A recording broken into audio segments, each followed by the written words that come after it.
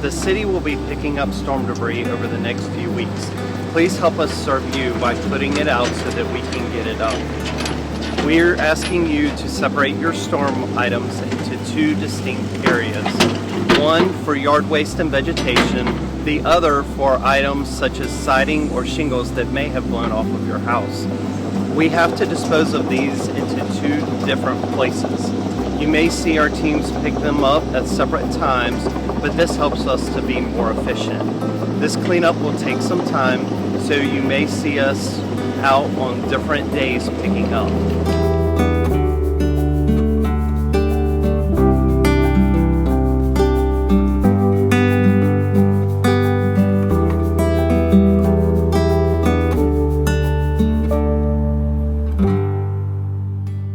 When dealing with limbs or any kind of tree debris that fell down, we like those smaller limbs cut down to 4 to 6 feet to be manageable by our knuckle booms and our crews to be able to pick up and move. When you're dealing with large tree trunks, we need those cut down as well to manageable sizes.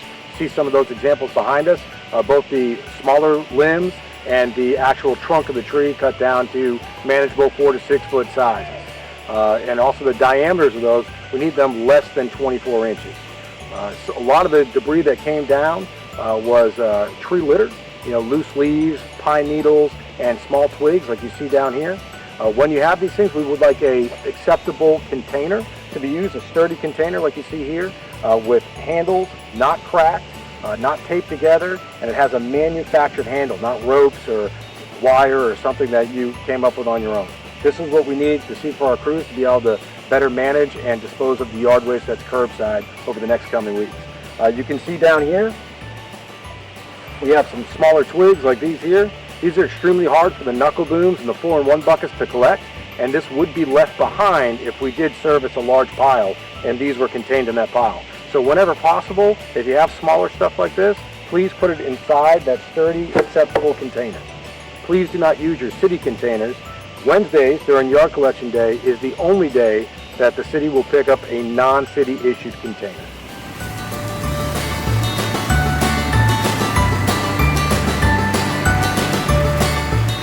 In most cases, we'll be using heavy equipment to remove the vegetative debris, such as backhoes, front-end loaders, and skid steer loaders. They may cause some damage to your yard, but we're going to do our best to avoid anything that causes damage to you. Please keep in mind to keep the items separate.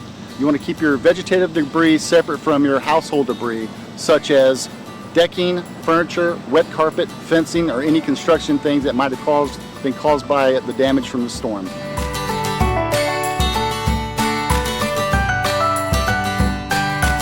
The city is going to be collecting your regular garbage and recycling on your scheduled days.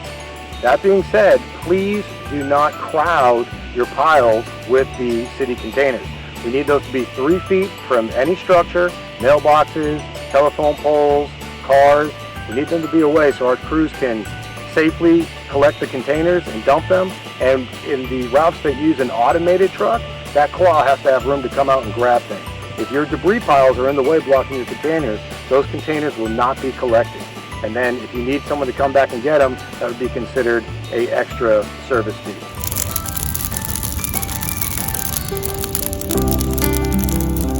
Inside the city limits, burning of yard waste and construction materials is illegal. You can think about it, but don't do it.